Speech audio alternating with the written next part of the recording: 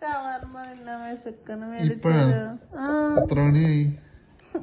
ഇത്രേ ആയിട്ടുള്ളൂ. മേടിച്ചാ കടയിന്ന് മേടിച്ചു തരുമോ?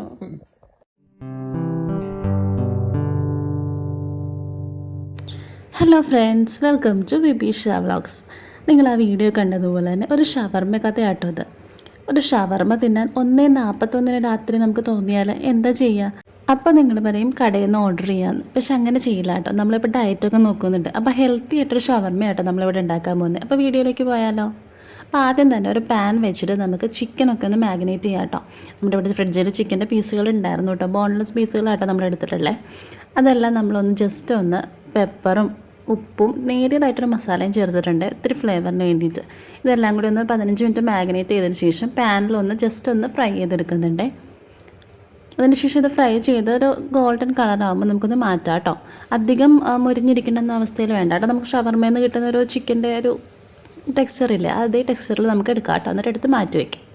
ബേബിച്ചിന് ഒലിവ് ഓയിലാട്ടോ ഇഷ്ടം. ഹെൽത്തിന് നല്ലത് ഒലിവ് ഓയിലാണെന്ന് പറഞ്ഞിട്ട് നമ്മൾ ചിക്കനും ഒലിവ് ഓയിലാട്ടോ വറുത്തിട്ടുള്ളത്. അപ്പോഴേക്കും നമുക്ക് ഹെൽത്തി ആയിട്ടുള്ള സാലഡ് തയ്യാറാക്കാം. ഇതിൻ്റെ ഉള്ളിൽ വെക്കാനുള്ള ഹെൽത്തി ആയിട്ടുള്ള സാലഡ് തയ്യാറാക്കാം കേട്ടോ.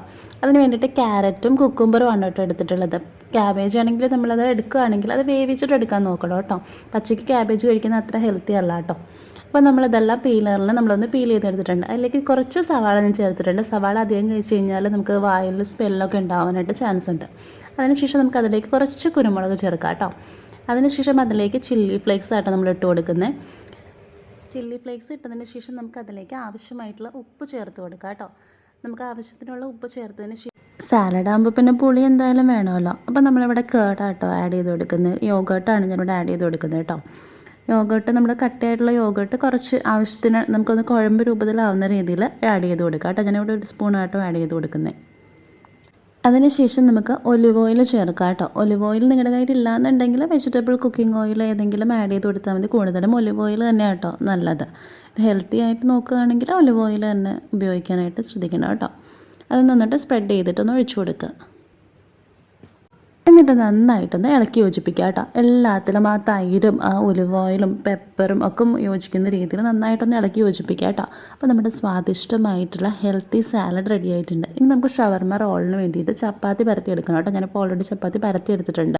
ഇനി നമുക്ക് ചപ്പാത്തി റോളിലേക്ക് സാലഡ് ഫില്ല് ചെയ്ത് കൊടുക്കാം കേട്ടോ.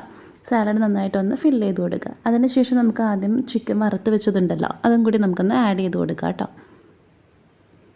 നിങ്ങൾക്ക് നിങ്ങളുടെ ഇഷ്ടത്തിനനുസരിച്ച് ഇതിൽ വെജിറ്റബിൾസ് ചേർക്കാവുന്നതാണ് കേട്ടോ. ക്യാബേജൊക്കെ ഉണ്ടെങ്കിൽ ക്യാബേജൊക്കെ ആഡ് ചെയ്യാവുന്നതാണ്. പിന്നെ നിങ്ങളുടെ കയ്യിൽ ഉപ്പിലിട്ട മുളകൊക്കെ ഉണ്ടെങ്കിൽ അതും ആഡ് ചെയ്യാവുന്നതാണ് കേട്ടോ. അതിനുശേഷം നമ്മുടെ ഹെൽത്തി ആയിട്ടുള്ള ഹോം മെയ്ഡ് മയോണൈസ് ആയിട്ടോ ഞാനിവിടെ ആഡ് ചെയ്ത് കൊടുക്കുന്നത്. മയോണൈസിൻ്റെ ഡീറ്റെയിൽ ആയിട്ടുള്ള വീഡിയോ നമ്മുടെ ചാനലിലുണ്ട്, പോയി നോക്കിയാൽ മതി കേട്ടോ. ഇതെന്തായാലും ഹെൽത്തി ആയിട്ടുള്ളതുകൊണ്ട് മയോണൈസ് നല്ല സൂപ്പറാണ് കേട്ടോ. അതിനുശേഷം നമുക്കിത് നന്നായിട്ടൊന്ന് റോൾ ചെയ്തെടുക്കാം കേട്ടോ. വേണമെങ്കിൽ പാനിൽ വെച്ചൊന്ന് ചൂടാക്കാവുന്നതാണ്. ഞാൻ അങ്ങനെ ചെയ്തിട്ടില്ല കേട്ടോ.